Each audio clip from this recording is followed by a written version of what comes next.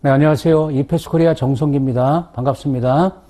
네, 저하고 이제 1과목, 이제 시험 과목, 증권 분석이죠. 1과목을 이제 같이 공부하시게 이제 됩니다.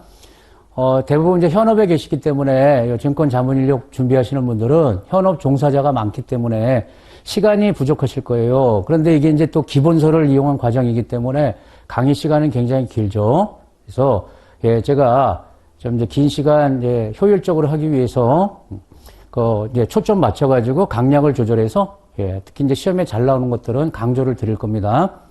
그래서 다 모두 합격할 수 있도록 최선을 다하겠습니다. 서두가 좀 길었죠? 네, 저는 이제 PPT 이게 강의 교환을 만들어서요. 이걸로 진행을 할 거고 실제 이제 여러분 교재 갖고 계시죠? 2024년도 올해 이제 새 교재가 나왔고요. 그걸 중심으로 이렇게 진행을 할 겁니다. 그런데 표지는 달라졌는데 내용은 바뀐 게 전혀 없어요. 그래서 혹시 작년 교재 이렇게 재도전하시거나 그런 분들은 작년 교재를 이용해도 됩니다. 그리고 요 순서도 그 기본서 교재하고 똑같은 순서로 이제 진행을 할 거기 때문에 불편하지 않습니다. 제일 먼저 1과목이 증권 분석이라는 과목인데 그게 이제 3개 파트로 이렇게 되어 있지 않습니까? 그 중에서 경기 분석부터 시작을 하겠습니다. 들어가기 전에 이 과목의 특징을 간단하게 이제 좀 살펴볼게요, 여러분. 전체 중에 이제 6문제 출제됩니다. 그러니까 6문제는 적당하게 이렇게 출제되는 거다. 작은 편도 아니고 그렇다고 이제 큰 편도 아니고. 그리고 여기서 이제 핵심적인 것들을 이제 좀 소개를 드리는 거예요, 여러분. 경기 얘기를 하는데요. 처음부터 끝까지 다 이제 경기와 관련된 얘기겠죠. 경기 순환을 어떻게 측정할 거냐. 또 이제 그 경기를 파악할 때 여러 가지 우리 이제 거시 지표들을 보지 않습니까? 그런 것들 이제 살필 거고요. 경기는 이제 좋을 때도 있고 나쁠 때도 있는데 경기가 왜 변동하는지 그 원인, 특징. 이게 이제 그 거시경제 학파별로 좀 주장하는 게 다르지 않습니까? 특히 이제 우리나라 경기 순환의 특징, 경기 변동 이론. 요거는 이제 원인하고 비슷한 겁니다. 경기 변동 이론을 이 학파마다 설명하는 방법들이 있어요. 또 경기 안정화 정책, 통화 정책, 특히 여기 통화 정책의 파급 경로, 이 4가지 경로가 있는데 얘네들이 갖는 특징, 또 경기를 파악할 때 지표를 활용하는 방법도 있고 설문조사하는 방법도 있죠. DI, CI, BSI, CSI, ESI. 자, 굉장히 이제 많아 보여요. 그런데 6문제 출제되는데 조금 이제 생소할 수는 있지만 어렵지 않습니다. 그리고 분량이 많은 편이 아닙니다. 그러니까, 이게 깊이는 없어요, 여러분. 그 교재 내용을 보면 깊이는 없고 대신 이제 좀 넓게 공부해서 처음 제가 설명드리면 이제 이해를 한 다음에 그냥 암기하시면 돼요. 암기하시면 6문제 다 맞출 수 있어요. 자신감을 가져도 됩니다. 뭐 경기는 우리 늘 접하는 게 경기니까. 그래서 이제 1장 들어가겠습니다. 경기 변동의 개념, 이제 측정. 제가 깊이가 없다 했죠? 제목이 이렇게 돼 있어요. 이제 교재 참조하실 때 이제 1절 경기 변동, 경기 순환, 이제 동의어로 이제 볼 수도 있는데 일단 이제 경기란 말은 모르시는 분 없잖아요, 여러분. 그래서 경기가 뭐다? 한 나라 경제의 이런 뜻이죠. 총체적인 활동 수준, 그것을 의미하는 게 경기다. 여기 이제 총체적이란 말을 썼는데, 그래서 우리 이제 실물 경기란 말을 쓰잖아요. 이런 이제 실물 부분, 그리고 금융 부분, 금융도 굉장히 중요하죠, 여러분. 실물이 잘 돌아가려고 그러면, 피의 역할하는 거, 혈액의 역할을 하는 게 금융, 돈이니까. 그리고 해외 부분, 이거를 모두 포함해서 우리 보는 거다. 그러니까 경기가 좋다, 나쁘다 할 때, 총체적 활동 수준이니까 이 3가지를 다 포함하는 개념으로 이제 접근한다.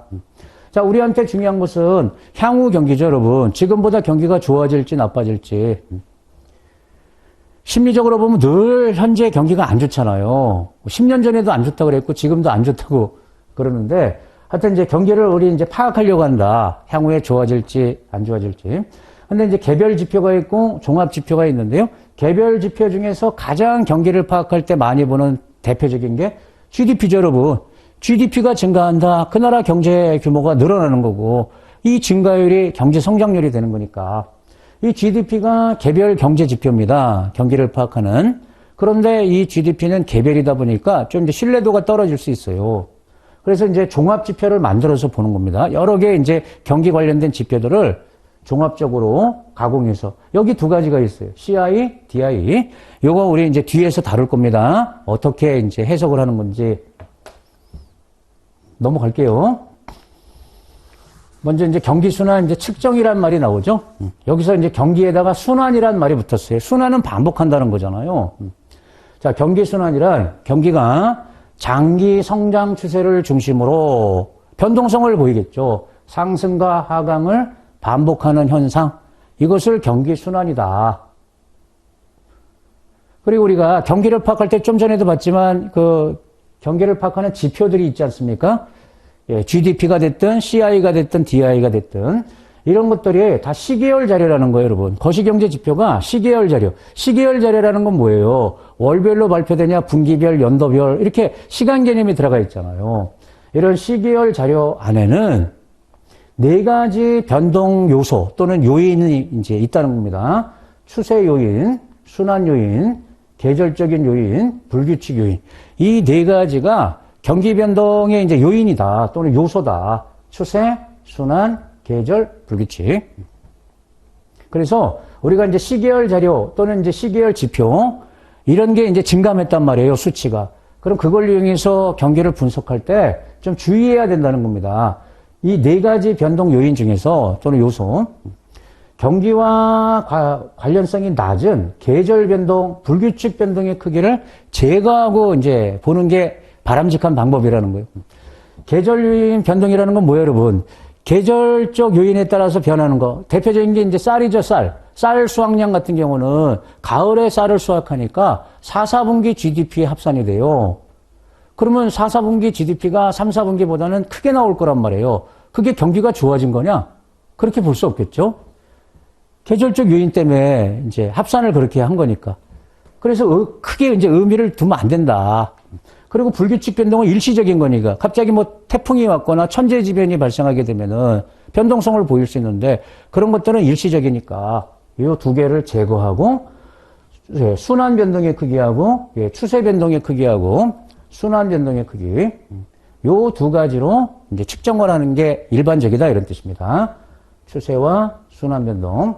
이 순환 변동이라는 건 뭐냐면 앞서 여기 지금 나왔잖아요. 장기 이제 추세가 나오면 그 추세 위아래로 또 변동성이 있어요. 그게 이제 순환 변동이 되는 거예요. 특히 경제 성장 속도가 아주 빨라요. 그런 경제 지표들이 높은 증가 추세를 보일 경우에는 그러면 추세 요인을 또 따지면 안 돼요. 그걸 또 제거하고 순환 변동치를 사용하는 경우도 있더라. 그러니까 요 네 가지 변동 요인 중에서 가장 중요한 게 순환 변동의 크기라는 거예요. 자, 이제 이런 뜻입니다. 지금 GDP 증가분이 올해 GDP 증가분을 봤더니 전년도에 비해서 만약에 50이 이렇게 늘었다. 그러면 50만큼 경기가 좋아진 거라고 이제 봐야 되겠죠? 근데 이 50의 구성을 봤더니 여기에 추세 요인이 10이고 순환 변동으로 발생한 게 30이고 그리고 계절적 요인이 7, 그 다음에 뭐 불규칙 요인이 3이다. 이제 이런 식으로 분해할 수가 있습니다. 만약에 이렇게 분해를 했다, 그러면 실제 경기 변동의 크기를 50으로 보는 게 아니고, 요거는 크게 의미를 부여하면 안 되기 때문에 요걸 제거하고, 요 크기로 보겠다는 거예요. 근데 또 고성장하는 국가들도 있을 거 아닙니까? 고성장 경제는 추세는 늘 나오는 거기 때문에 요것까지 제거하고, 요것만 가지고, 즉 순환 변동의 크기로 경기를 파악한다. 그래서 경기 변동을 경기 순환이라고 이제 등치를 하는 겁니다. 같은 말이라고. 원래 경기 변동은 더 상위 개념이에요, 여러분. 네 가지 변동에 따라서 경기가 변동하니까 네 가지 요인에 따라서. 근데 그 중에 순환 변동이 가장 중요하기 때문에 경기 변동, 경기 순환 이제 같은 말로 보는 거고요. 좀 이해하시는데 도움 됐죠? 그러면 여러분 중요한 것은 이 50을 어떻게 이렇게 분해를 하냐. 이 방법이 있을 거 아닙니까? 근데 이런 내용이 없어요, 교재에. 예전에는 이런 것까지도 공부를 했었는데, 어떻게 보면 지금 시험 대비하기가 편해진 겁니다. 시험만 놓고 보면. 이 정도 알고 계시면 되고요. 자, 이번에는 우리가 이제 경기는 사이클을 그리니까 이 그림에서 이제 용어들이 있습니다. 경기 순환을 설명할 때 이제 용어들이 있는데, 일단 지금 경기는 이렇게 파동을 그리잖아요, 여러분. 장기 성장 추세를 중심으로 위아래 이렇게 변동성을 보이지 않습니까? 뭐 이렇게 있다라고 치고요. 그러면 경기가 제일 안 좋을 때를 우리가 저점이라고 하고 제일 좋을 때를 정점, 또 안 좋을 때 바닥을 저점. 그러면 요게 이제 순환하니까 요게 한 사이클이 되겠죠? 저점에서 그 다음 저점 또는 정점에서 그 다음 정점까지. 예, 이것을 이제 순환 주기라고 표현합니다. 한 사이클. 근데 요 한 사이클을 갖다가 여기 보면 여러분 요 장기 성장 추세 중심으로 이렇게 변하니까 요걸 4단계로 나눠서 1, 2, 3, 4 이렇게 분석하게 돼요. 그걸 이제 4분법이라고 불러요. 회복, 호황, 그 다음 꺾이는 게 후퇴, 그리고 밑으로 가는 게 불황. 이렇게 이제 4단계로 나눠서 지금 경기가 어디에 와 있는지 이런 식으로도 이제 볼 수가 있는데 최근에는 이 2분법으로 많이 이제 경기를 파악합니다. 즉, 확장 국면인지 수축 국면인지. 그럼 확장 국면은 뭐예요? 저점부터 정점까지 경기가 꾸준히 상승하는 국면. 그게 확장기가 되겠죠? 정점에서 저점까지 하강하는 국면. 그거를 수축 국면이라고 얘기해요. 통상 한 순환 주기를 보면 이게 뭐 30개월일 수도 있고 그때그때 달라요. 그런데 확장기가 깁니다. 수축기에 비해서. 자, 그래서 수축 국면은 뭘 말하고 확장 국면은 뭘 말하냐. 순환 주기는 뭘 말하는 거냐. 그리고 또 하나가 여기 이제 순환 진폭이라는 게 있어요. 여기 이게 변동성이니까 이 정점과 저점의 높이 있죠? 그림상에서 이걸 순환 진폭이라고 합니다. 또는 순환 심도. 예, 그리고 이 그래프 그리는 것은 여기 이제 보시는 것처럼 GDP로 이제 표시를 하는 거예요. 실질 GDP. 자, 그러면 시험이 뭐가 나온다? 점수 줄 때 납니다. 이 용어를 찾는 겁니다, 용어. 이제 그림에서 이제 우리 살펴봤는데 순환 주기가 뭐고 확장 국면, 수축 국면, 기준 순환일, 순환 진폭, 순환 심도. 자, 순환 주기는 뭐다? 저점에서 다음 저점 또는 정점에서 다음 정점까지의 기간. 이걸 뭐라고 얘기하냐? 순환 주기. 이 순환 주기는 이제 두 개로 나눠지죠. 확장 국면은 시작이 뭐예요? 저점. 끝이 정점. 저점에서 정점까지 좋아지는 구간을 말하는 거고, 수축은 반대겠죠? 정점에서 저점까지 이제 하강하는 이제 구간을 말하는 거죠. 자, 기준순환이라는 말이 나왔네요. 여기 이제 정점도 있고 저점도 있는데, 이게 몇 년 몇 월인지, 이게 의미 있는 날이 아닙니까? 이게 몇 년 몇 월에 정점을 찍었는지, 저점을 찍었는지, 그 날짜를 기준순환일 이렇게 표현을 해요. 경기의 정점 또는 저점이 발생한 구체적인 시점인데 이걸 이제 통계청에서 발표하는데 연월이 나옵니다. 일까지는 나오지 않고요. 연월, 몇 년, 몇 월 이걸 기준순환일. 그 다음에 순환 진폭하고 심도 같은 말입니다. 일종의 이제 변동성이에요. 장기 추세를 중심으로 얼마나 변동성이 크냐. 순환 진폭이 크다는 것은 그만큼 저점, 고점, 저점과 고점보다는 정점이란 말을 많이 써요. 그러니까 저점과 정점의 차가 이제 크다는 거죠. 순환의 강도를 의미하는 정점과 저점 간의 차이를 진폭 또는 이제 심도라고 얘기한다. 용어 살폈고요. 다음에 교재에 보시면 뒤에 이제 부록이라고 이렇게 표시가 되어 있고 여기 이제 주요 경제 지표들이 이제 나오는데 통상 우리가 이제 생각할 때 부록 그러면은 시험에 안 날 것 같잖아요. 근데 여기 시험에 날 것들이 많이 있습니다. 표시만 부록으로 되어 있는데. 자, 일단 이제 소개를 먼저 할게요. 이 부록에 담긴 것들이 이거예요. 경기를 파악할 때 우리 이제 실물 경제 지표, GDP, 대표적인 개별 경제 지표라고 했죠. 그 다음에 이제 산업 활동 지표, 또 물가 지수, 요 세 가지가 나오고요. 이거 물가 지수입니다. 통화 지표, 통화 유통 속도, 금리. 네, 그냥 이런 것들을 이제 살피겠다. 보시고 하나씩 볼게요. 실물 경기 파악할 때 보는 이제 실물 경제 지표. GDP로 많이 본다 했죠? GDP. 이게 이제 우리말로 하면 국내 총생산이죠? GDP. 이게 대표적인 국민소득 계정이에요, 여러분. 국민소득을 측정하는 지표들이 GDP, GNP 뭐 여러 가지가 있는데 통상 지금은 GDP로 많이 보잖아요. 이 말이나 이거의 대표성을 갖는 게 GDP다. 그렇게 보시고요. 그러면 이제 그 GDP가 뭐냐? 실물 경제 흐름을 나타내는 대표적인 거시경제 지표다. 이거 어디서 발표해요? GDP? 한국은행이 발표하죠. 그런데 이게 월별로 나오지 않죠. 분기별로 나오거나 연도별로, 그러니까 월별 추계하진 않습니다. 분기별, 연도별. 그리고 두 가지, 명목 가격 기준하고 불변 가격 기준 두 가지를 측정을 하는데, 이 GDP라는 게 국내에 생산된 이제 재화의 양과 가격을 곱해서 다 합산하는 거잖아요. 그러니까 P와 Q를 곱해가지고 합산하는 거란 말이에요. 뭐 자동차도 생산하고 냉장고도 생산하고 뭐 반도체도 생산하고 그러면 이게 이제 수량이죠. 수량은 올해 GDP를 측정하겠다 그러면 올해 이제 산출량이 있을 거고 요 가격이 두 가지로 측정한다는 거예요. 올해 가격, 당해 년도 가격으로 측정하면 그게 명목이 되는 거고 특정 연도 가격으로 측정하면 불변 가격이라고 이렇게 부르죠. 그래서 요 가격이 당해 년도 가격이면 명목 GDP가 되는 거고 이게 특정 연도 기준 가격을 사용했다? 즉 불변 가격. 그러면 그걸 실질 GDP라고 부르죠. 이렇게 두 가지로 나눠서 측정하는 이유가 뭐예요? 명목 GDP와 실질 GDP의 차이가 인플레이션 때문에 생기는 거니까 이제 물가 변화를 이제 파악할 수가 있는 거죠. 그래서 명목 가격, 특정 연도 기준 가격이 되겠습니다. 이렇게 나눠서 이제 작성이 되고요. 흔히 이제 GDP를 지출 측면에서 이렇게 보면 이 다섯 가지를 다 합산하는 거예요. 자, 민간 소비, 정부 소비, 투자, 수출. 이건 더하고 수입은 빼야 되겠죠. 수입한 건 우리 국내에서 생산한 게 아니니까. 그래서 소비, 투자, 수출, 수입 마이너스로 이걸 다 합산한 게 GDP라고 이렇게 보고요. 그럼 여기서 요거 얘네들이 차지하는 비중이 다를 거 아닙니까? 그 중에 소비 비중이 우리나라 같은 경우 제일 비중이 큽니다. 소비가.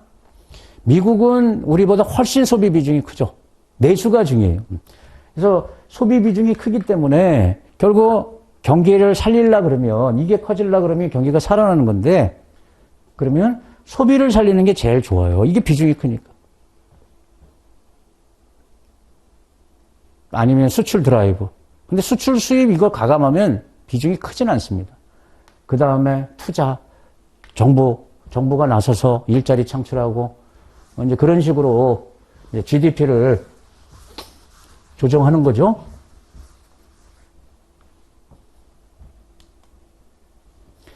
산업활동 지표는 뭐예요? 그러니까 산업활동의 지금 정도를 파악하기 위한 이제 지표들이 있는데, 예를 들면 이런 것들입니다. 외우지 마세요, 여러분. 산업 생산지수도 있고, 생산자 재고지수, 뭐, 평균 가동률, 다양해. 이런 것들을 산업활동과 관련된 지표라고 보는데, 이건 이제 통계청에서 발표를 합니다. 앞에 GDP는 급이 달라갖고 한국은행이 추계를 하고요.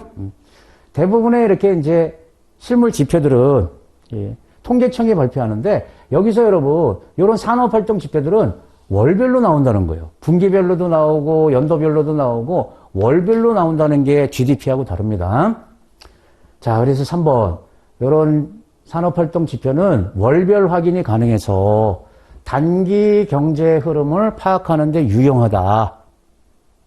그러니까 신호가 먼저 나오는 거죠. 월별로 데이터가 나오니까 단기 경제 흐름을 빨리 파악할 수 있다.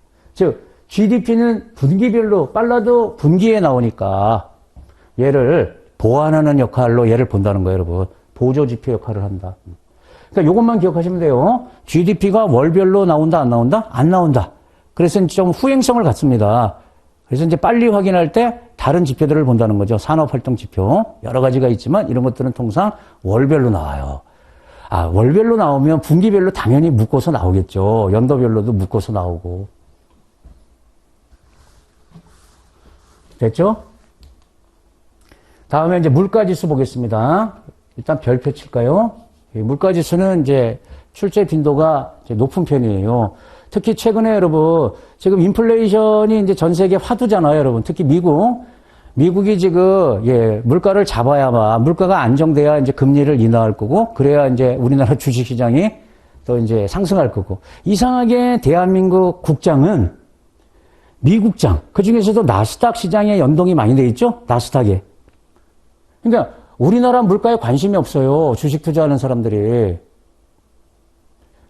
미국 물가에 관심이 많아요. 미국 물가에. 그 중에 CPI. 이게 안정이 돼야 나스닥이 올라가고 국내 주식의 주가가 올라가니까. 아무래도 외국인 비중이 커서 이제 그런 이유도 있지만 하여튼 국내 물가보다 미국 물가에 관심이 많은데 어찌됐든 여러분 이제 그 물가 지수는 이제 여러 가지가 있는데 한 나라 이제 물가 지수를 파악할 때 우리 교재에 이제 세 가지가 나와 있습니다. 소비자 물가 지수를 이제 CPI라 하지 않습니까? CPI. 자, 소비자 물가 지수는 소비자가 구입하는 재화나 서비스 가격을 이제 측정하는 거죠. 변동폭을. 그러니까 소비자가 구입하는 재화 또는 서비스 요금의 변동을 조사하는 게 당연히 소비자 물가 지수가 되고요. 여기서 여러분 이 소비자 물가 지수가 농촌이 아니고 도시 가게의 평균 생계비 내지 구매력의 변동을 측정한다 이렇게 보시면 돼요. 왜냐하면 이걸 조사를 하는데 주로 도시 지역을 조사해요. 그래서 도시 가게의 평균 생계비 이거하고 관련이 있다는 거예요. 농촌이 아니고. 자, 여기 조사 대상 지역이 나와 있죠. 서울을 포함한 이거 안 외워도 됩니다. 38개 주요 도시에서 설탕 가격, 밀가루 가격 이거를 이제 조사한다는 거예요. 가격이 어떻게 변했는지. 그래서 지수로 만드는 게 소비자 물가 지수. 그래서 이제 도시 가게하고 관련이 깊다. 그리고 조사 대상 품목이 이것도 외우지 마세요. 가계 소비 지출에서 차지하는 비중이 최소 10,000분의 1 이상 되는 거. 그 460개 품목을 조사하는 거다. 그러니까 전부 다 조사할 수는 없죠. 그 중에 이제 좀 중요한 거, 비중이 큰 거. 예를 들어 여러분, 우리가 이제 음식점에서 이제 지출이 여러 가지가 있지 않습니까? 식사비도 있고, 교통비도 있고, 그리고 또 필요하면 이쑤시개도 산단 말이에요. 근데 이쑤시개, 이런 거 중요하지 않다 이거죠, 여러분. 비중이 작으니까. 그런 뜻입니다. 460개냐, 560개냐 안 나와요. 외우지 마시고. 하여튼 이제 샘플링해서 이제 파악을 한다. 이런 느낌. 자, 여기서 제일 중요한 게 요겁니다, 여러분.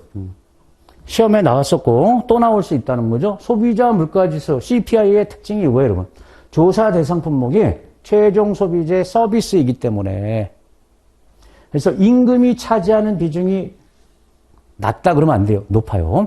그러니까 임금이 올라가면 여러분 임금이 이게 서비스잖아요. 그러면 이 CPI가 확 올라갑니다. 임금 비중이 높아요. 그래서 임금이 차지하는 비중이 높다. 대신 경기 변동에 크게 민감하지 않다? 민감하지 않다. 요걸 기억해야 됩니다. 요 말 바꿔서 내기 때문에. 임금이 영향을 많이 주고요. 이 서비스 요금에 들어가기 때문에. 그리고 경기를 타지 않는다, 상대적으로. 왜냐면 한번 생각해 봐요. 우리 생필품이라고 봐야 되는데, 우리 경기가 좋다고 5개 먹을 수는 없잖아요. 하루에. 나쁘다고 2끼로 줄일 수도 없고. 그래서 그렇게 크게 변하진 않는다. 보시면 돼요. 수요가 크게 변하지 않는다. 자, 이제 두 번째, 생산자 물가지수 PPI라고 이제 표현을 하고요. 이거는 소비자가 아니고 이제 기업 입장에서 이제 물가 변화를 보는 거죠.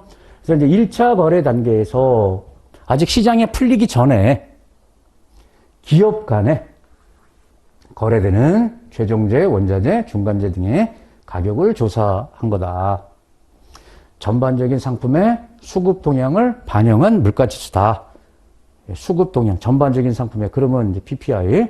요거 조사 기준 가격은 공장도 가격, 생산자 출하 가격, 요 변화를 측정하는 거다.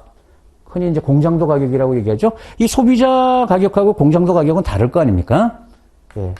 그런 차이가 있고, 역시 이것도 이제 조사를 하는데, 외우지 마시고, 얘는 좀 많네요. 892개, 10,000분의 1 이상. 비중이 좀 어느 정도 돼야 된다, 이거죠. 그런 것들의 이제 가격 변화를 조사하는 거다. 흔히 이런 걸 이제 샘플링 한다 그러죠, 여러분. 전수조사할 수 없으니까.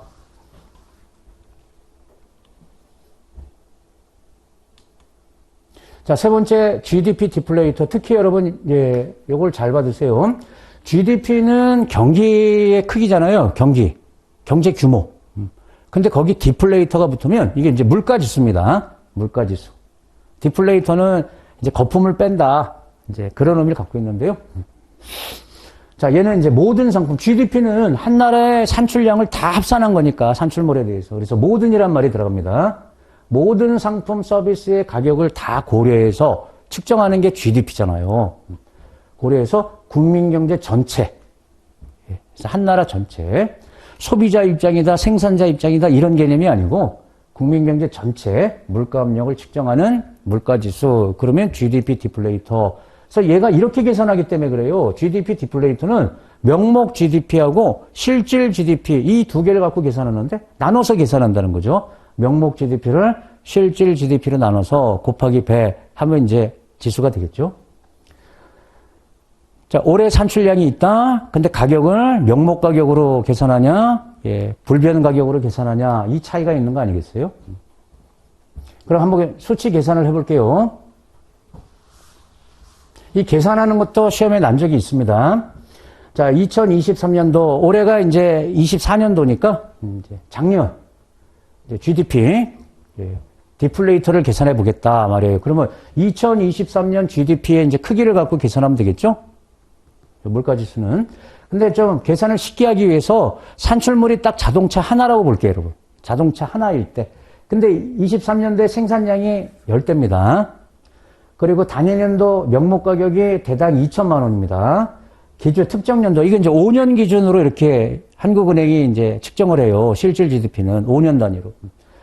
대당 가격이 이때는 1,500만 원이었다. 그러면 여기 1,500만 원이 기준 연도인데 이때에 비해서 단위년도는 올랐잖아요.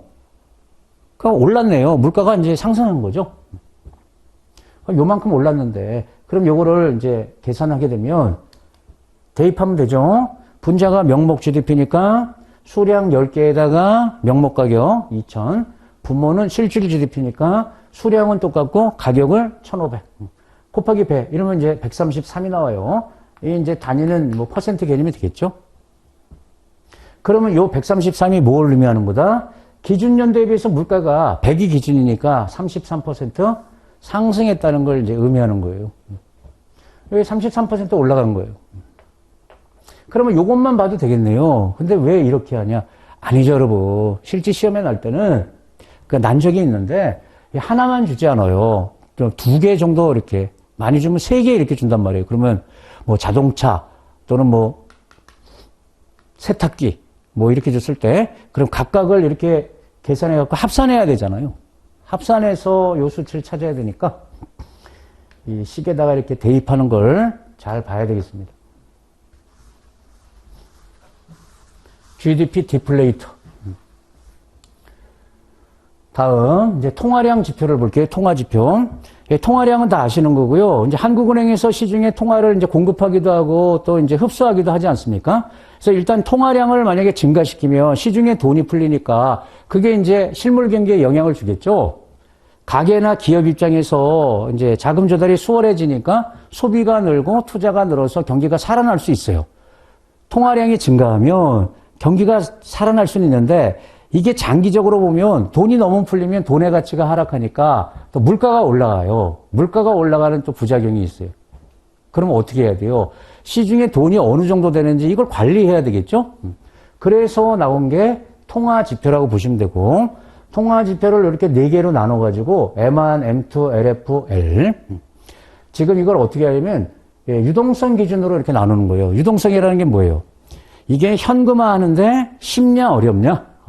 현금화하기가 가장 쉬운 통화를 갖다가 M1, 협의의 통화라고 그럽니다. 협의통화 M1, 광의통화 M2, 금융기관 유동성 LF, 그 다음에 이제 한 나라 전체 유동성, 광의 유동성 L이라고 그럽니다. 유동성이 이제 리퀴디티니까 L이죠. 그러면 여기 가끔 뭐가 시험에 나와? 이건 암기하셔야 돼요. 이 중에 M1으로 분류되는 게 뭐냐, M2에 속하는 게 뭐냐, 이제 이걸 물을 테니까 암기할 수밖에 없습니다. 자, 유동성 기준이라고 그랬어요. 그러면 협의의 통화인 M1은 아주 유동성이 빠른 겁니다. 거의 현금하고 똑같아요. 자, 요걸 외우세요, 여러분. 일단 현금입니다. 우리가 이제 거래할 때 사용하는 이제 현금 있죠? 그거 외에 이제 예금도 여러분 이게 통화에 들어가는데 여기 요구불 예금입니다. 또는 저축성 예금인데 수시 입출시킵니다. 이거는 뭐예요? 언제든지 인출할 수 있는 거잖아요. 요거불은 넣었다 뺐다 하는 거고, 저축성이지만 이것도 수시 입출식이니까. 여기 참고로 대표적인 게 은행의 MMDA 있죠? MMDA가 수시 입출식 저축성 예금이에요. 그럼 얘는 원하면 언제든지 현금처럼 사용할 수 있기 때문에 돈을 인출할 수가 있어서 여기를 M 안으로 집어넣습니다. 요 크기를. 다음에 이제 얘보다 유동성이 조금 더 늦은 거, 떨어지는 것들을 더 합산하는 게 M2예요. 광의 통화. 당연히 M 안에다가 이제 더 플러스 하는 겁니다. 예, 요거 따로가 아니고요. 더 확장하는 개념이. M 안에다가 이런 것들을 더 합산한다. 양이 많은데, 이거 지금 다 외울 수 없잖아요. 일단 여기 이제 기간 개념이 있는, 우리 예금이나 적금, 이건 다 만기가 있지 않습니까? 이제 그런 상품들이에요. 그럼 유동성이 좀 떨어지죠? 그 다음에 시장형 상품, CD, RP, 표지형, 이런 것들 다 M2로 분류합니다. 실적 배당 상품, 대표적으로 펀드 같은 거. 그 다음 채권 중에서 금융채, 기타, 뭐 이런 거. 여기서 여러분 지금 요걸 기억해요. M2는요, 여기 기간이 있을 때, 예, 만기, 예금이든 적금이든 부금이든, 이 금융채 만기든 다 2년 이상짜리는 일로 들어가요. 그러면 이거 뒤집으면 뭐예요? 예, 2년 미만. 만기가 2년 미만짜리 예적금이 M2에 들어가는 겁니다. 요거 제외된다. 요거 뒤집으면 만기 2년 미만짜리가 M2다. 그러면 금융기관 유동성은 상품은 이렇더라도 만기가 2년 이상짜리를 LF에 합산한다는 거예요.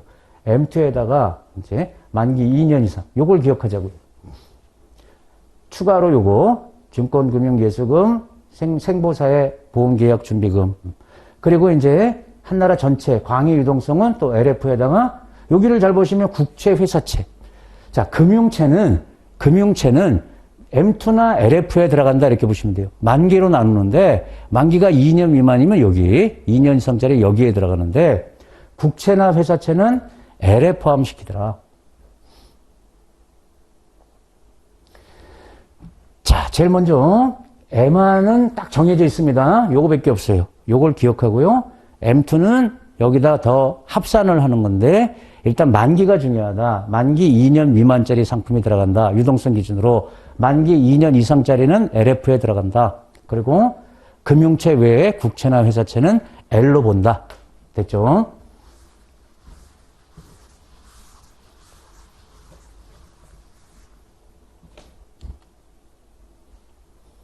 다음에 통화유통속도. 이거 별표 치겠습니다. 이것도 자주 출제가 돼요. 그러니까 여러분 시중에 통화량을 공급했어요. 그럼 그게 거래에 사용이 돼야 될 거 아닙니까? 돈을 풀었는데도 이게 회전이 안 될 수가 있잖아요. 풀린 돈이 거래에 활용되지 않으면 유동성 함정에 빠진다 이런 표현을 쓰죠. 유동성 함정. 그래서 풀린 돈이 회전이 잘 되는지 이제 그걸 보는 게 통화유통속도예요.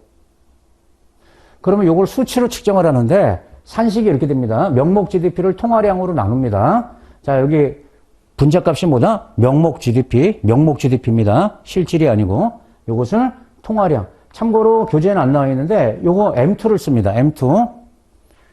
그러니까 광의통화죠. 광의통화.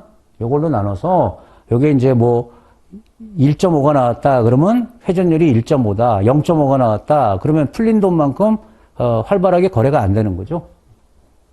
그런데 명목 GDP는 요 두 개의 곱이죠. 앞서 우리 GDP 디플레이터가 요걸로 나눈 거잖아요. 그러면은 실질 GDP에다가 물가지수 GDP 디플레이터를 곱하면 그게 명목이 되는 거니까 얘하고 얘가 이제 이 두 개의 곱이 같다는 겁니다. 네. 이거 지문 하나하나 다 알아놔야 돼요. 그리고 이것도 중요합니다. 이 통화 유통속도는 GDP를 가지고 계산하지 않습니까? 명목 GDP를 통화량으로 나눠서 그래서 사후성을 가져요. GDP는 나중에 나오지 않습니까? 올해 GDP는 내년 가야 나올 거 아닙니까? 그래서 사후성을 가져요. 그래서 경기 변화, 인플레이션, 압력 등을 여기 예측하는 데는 유용하다, 유용하지 않다? 유용하지 않다는 겁니다. 나중에 나오니까 예측할 때 활용하기가 어렵다. 이걸 통해서 미리 예측하기는 어렵다. 이런 걸 예측하는데 유용하다 그러면 안 돼요. 유용하지 않다. 사후적으로 추계가 돼서. 그 다음 세 번째. 우리나라의 통화 유통 속도는요, 하락하는 추세다 이렇게 보시면 돼요. 상승하는 추세가 아니고 하락. 그러니까 돈이 잘 안 돌아요. 이 하락하는 추세라는 게 어떤 의미를 갖는다? 분자값이 명목 GDP, 분모값이 통화량이니까 분자 증가율보다 분모 증가율이 크다는 의미죠. 그러니까 GDP 증가율보다 통화량 증가율이 시중에 돈 늘어나는 그 증가율이 더 크다는 겁니다. 그러면 이 수치가 작게 나오겠죠? 그러니까 이 말도 이해해야 돼요. 명목 GDP 증가율보다 통화량 증가율이 크다면 통화 유통 속도는 이전보다 뭐 하락하는 거냐 상승하는 거냐 뭐 이렇게 낼 수도 있으니까. 됐죠? 그 다음에 요 계산 문제까지. EC 방식이라는 건 이제 유럽에서 처음 이 방식을 사용했다라는 뜻이에요. EC, 유럽. 그러니까 한 나라의 적정 통화량. 그러니까 올해 통화량을 어느 정도 공급해야 되냐, 통화를 어느 정도 공급해야 되냐, 그 목표치를 계산한다는 겁니다. 적정 통화 증가율, 이제 목표, 산정 방법이 요 세 가지 항목을 이용해서 계산하는 거예요. 사실 요게 요 식에서 나온 거거든요. 그런데 그냥 우린 바로, 그러니까 MG가 뭐냐면 통화 증가율입니다. 통화량 증가율을 몇 %로 하는 게 적정한 거냐 했을 때 요 세 가지를 가지고 이제 계산을 하는데 이 PG하고 YG는 더합니다. PG가 물가 상승률입니다. 아까 그 GDP 디플레이터, 그게 이제 물가 지수라고 그랬죠? GDP 디플레이터 상승률 또는 그냥 이제 물가 상승률, 그게 PG. 그다음 YG는 실질 GDP 증가율. 다시 말하면 경제 성장률이 되겠습니다. 그리고 VG는 V가 통화 유통 속도, 속도니까 벨로시티. 통화 유통 속도 변화율. 요 세 가지를 가지고 통화량 증가율을 계산해낼 수가 있는데 가만히 보니까 요 두 개는 더해줬고 얘는 빼줬잖아요. 왜 그럴까요? 지금 물가가 올랐어요. 그러면 그만큼 돈의 가치가 하락했으니까 돈을 풀어야 되겠죠? 얘를 증가시켜야 될 거고. 지금 경제가 성장했으면 거래에 돈이 많이 필요한 거니까 통화량을 증가시켜야 되고요. 얘는 속도잖아요. 속도가 잘 나오면 그러면 줄여도 되겠죠, 여러분. 회전율이 높으면 이거는 줄여도 되는 거다. 그래서 마이너스. 자, 시험에 나면 아주 단순하단 말이에요. 그 산식만 여러분 잘 이해하시면 돼요. 통화 공급 증가율, 요 목표치를 계산하려고 그래요. MG의 크기. 그럼 PG 줬고 YG 전망치 줬잖아요. VG 전망치. 요거 마이너스로 줬습니다. 요 부호를 잘 봐야 돼요. 이 통화 유통속도 변화율이 플러스냐 마이너스냐. 그러면 이거 어떻게 계산해야 돼요? 요 PG 플러스니까 요거 요만큼 돈을 풀어야 되겠죠? YG 요것도 더해주는 거죠? 요거는 빼주는 거죠. 근데 빼주는데 마이너스니까 요거 더해줘야 되겠네요. 그러면 8%가 나오는 겁니다. 이게 돈이 안 도는 거잖아요. 마이너스니까. 그러면은 더 풀어야죠, 돈을. 3%, 4%, 마이너스, 그럼 플러스가 되니까 8%. 자, 그래서 요 VG 수치를 잘 봐야 된다. 요 부호. VG가 양이면 빼서 계산해야 되고, 그게 음수면 더해서 계산하는 거다. 의미가 그런 거다. 자, 그러면 통화유통 속도에서는 이제 말 문제도 날 수 있고, 대부분 말 문제가 나고요. 뭐, 사후성이 높냐, 낮냐, 뭐, 그런 것들. 그리고 요거 계산 문제도 이제 출제가 될 때가 있어요. 자, 금리는 별거 없습니다, 여러분. 금리에 대해서는 교재 내용도 많이 이제 빈약하고요. 날만한 게 없는데, 그래도 이제 간단하게 볼게요, 여러분. 금리만큼 중요한 이제 경제 지표가 없죠, 여러분. 금리. 금리는 자본의 한계 수익률, 소득, 현재 소득, 미래 소득, 장기적인 명목 성장률, 뭐 자금 시장의 수급 상황, 이런 것들을 다 반영해서 결정하는 거다. 넘어갑니다. 그리고 이제 경제가 선진화되고 자본 축적이 진행되면, 즉 선진국이 될수록 자본의 한계 수익률이란 말이 나왔는데 이게 떨어져요. 그러면 실질 금리가 이렇게 하향하게 돼 있다. 여러분, 우리나라 금리를 잘 보세요, 여러분. 우리 7, 80년대하고 특히 IMF 때는 금리가 뭐 엄청나게 폭등했었죠. 지금은 금리가 굉장히 낮죠. 최근에는 이제 많이 올렸지만 미국 중심으로 선진국이 될수록 예전보다 금리가 떨어질 수밖에 없다는 겁니다. 그게 일반적이라는 거예요. 왜냐면은 자본의 한계 수익률이 떨어지기 때문에 이 한계 수익률을 투자 수익률이라고 그냥 간단하게 이해하셔도 돼요. 그러니까 기업들이 돈을 빌려서 그걸 투자를 해서 수익을 낼 거 아닙니까? 돈을 빌렸으면 이자를 갚아야 될 거고, 그리고 수익을 이제 투자해서 수익을 내서 그 남는 게 점점 없어진다는 겁니다. 투자 수익률이 떨어지면 이자도 감당 못 한단 말이에요. 차입 비용도 감당 못 하기 때문에. 왜냐면 이제 선진국이 되면 이제 투자할 때가 많지 않다는 거죠. 예전에 비해서. 고성장할 수가 없어서. 그리고 또 나름 자본도 많이 축적을 해놓고. 그래서 이제 선진국들이 대부분 금리가 낮다. 뭐 그런 뜻이고요. 그 다음에 이제 우리 금리 추이를 볼 때 대표적인 금리들이 있죠, 여러분. 우리나라의 경우는 콜금리, CD금리, 국고채 금리, 이런 것들이 대표적인 이제 시장금리 역할을 하는데, 이 콜금리는 하루짜리 금리죠. 그래서 초단기 시장. CD금리는 단기 금융시장. 국채 수익률은 이 장기채니까 장기 금융시장. 자금 상황을 이제 반영해서 금리가 이제 형성이 되고, 이런 것들이 대표성을 갖는다는 거죠. 우리가 장단기 금리 이렇게 하면, 장기 금리는 대표적으로 이제 국채 금리를 많이 본단 말이에요. 단기 금리 그러면 CD 금리를 많이 보고. 네. 자, 첫째 시간 이제 여기까지 하고요. 매 차시마다 이제 끝날 때 이 차시에서 다뤘던 이제 핵심적인 것들을 문제로 만들어가지고 한번 또 점검을 해보겠습니다. 그래야 어떻게 이제 시험에 출제가 되는지 감을 잡을 수 있으니까. 자, 보겠습니다. 경기 순환에 대한 설명, 적절하지 않은 것은, 자, 이제 기출문제라고 이렇게 보시고요.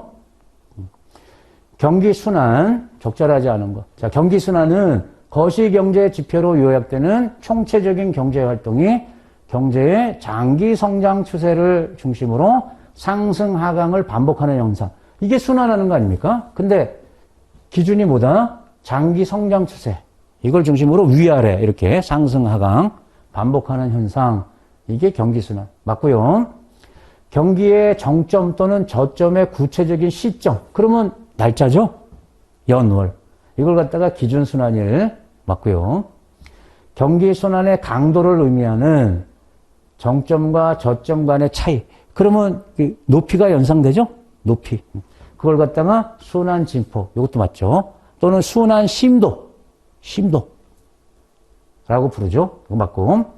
시계열 자료 또는 시계열 지표. 대부분의 여러분 이제 경제 지표들이 다 이제 그 월별, 분기별 이렇게 나오니까 다 시계열 자료예요. 얘를 이용해서 경기를 분석할 때는 추세 계절 변동치를 사용해야 된다. 이거 틀렸죠, 여러분? 4개의 변동 요인 중에서 추세와 순환 변동치로 이제 분석을 한다 그랬어요. 그걸 사용한다. 계절하고 불규칙 변동은 이제 제거를 하고. 틀렸죠?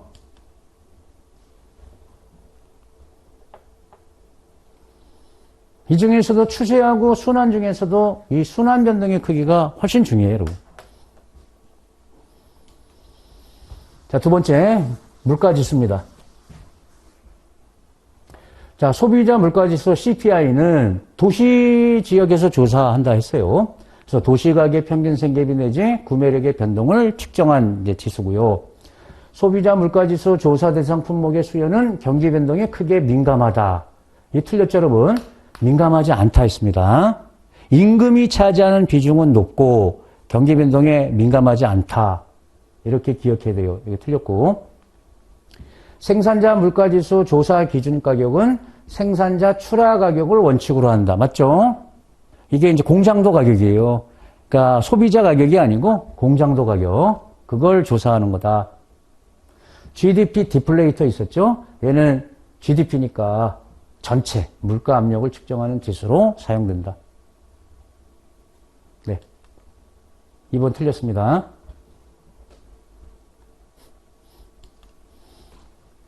자, 이게 좀 까다로워요, 여러분. 이 문제가 나오면 이거 외워서 풀어야 되니까. 통화지표 편제상 금융기관 유동성 LF 있지 않습니까? 세 번째 있었던 거. 유동성 이제 기준으로 세 번째 거. 포함되지 않는 것은 하나씩 봐볼까요? 만기 2년 미만입니다. 예적금. 그러면 요거 M2예요. 광해통화. 수시 입출식 저축성 예금. 대표적으로 MMD. 요거 M1입니다. 협의의 통화. 정부가 발행하는 유동성, 정부가 발행하는 게 국채죠. 이거 L, 광의 유동성. 생보사의 보험계약 준비금, 이거 LF입니다. LF. 그럼 여기서 답이 뭐예요? 포함되지 않는 거 그랬으니까 3번. 그러니까 여러분, 이것만 해당되는 게 아니죠. 만약에 LF에 해당하는 걸 고르시오 그러면 4번만 고르면 안 됩니다. 얘 당연히 여기다가 이걸 더 합산하는 거니까. 1번, 2번, 4번이 다 LF에 들어가요. 답은 3번. 그러니까 모두 고르시오 만약에 이렇게 났을 때 주의하셔야 된다는 거예요. 그럼 요 세 개를 다 골라야 된다는 거예요. 자, 이번에는 통화유통속도입니다. 잘납니다, 이거. 통화유통속도는 돈의 회전율인데 명목 GDP는 통화량으로 나눈 값이에요. 여기 실질이라 그러면 안 돼요. 실질 그러면 반드시 거기에 GDP 디플레이트를 곱한 값. 그렇게 봐야 돼요. 나눈 값으로 화폐 평균 거래 이제 횟수 맞고요. 일정량의 통화량이 일정 기간 동안 몇 번을 회전해가지고 명목 GDP에 해당하는 만큼의 거래를 뒷받침했는가를 반영하는 거다. 예. 풀린 돈이 이제 거래에 어느 정도 사용됐냐, 몇 번 돌았냐. 저한테 10,000원이 있어요. 제가 그 10,000원을 가지고 뭐 이제 택시를 탔다. 그러면 택시 기사한테 가겠죠. 택시 기사가 또 그걸로 이제 뭐 식당을 갔다. 이게 회전되는 거잖아요. 맞고요. 우리나라 통화유통속도는 장기적으로 어떤 추세? 하락하는 추세에 있다. 그랬죠? 이게 무슨 뜻이에요? 명목 GDP 증가율보다 통화량 증가율이 더 크더라. 이런 뜻이죠. 통화유통속도는 경기변화, 인플레이션 압력 등을 예측하는 데 유용하다. 이거 틀렸네요. 왜냐하면 GDP는 사후성이 있기 때문에 예측하는 데는 유용하지가 않습니다.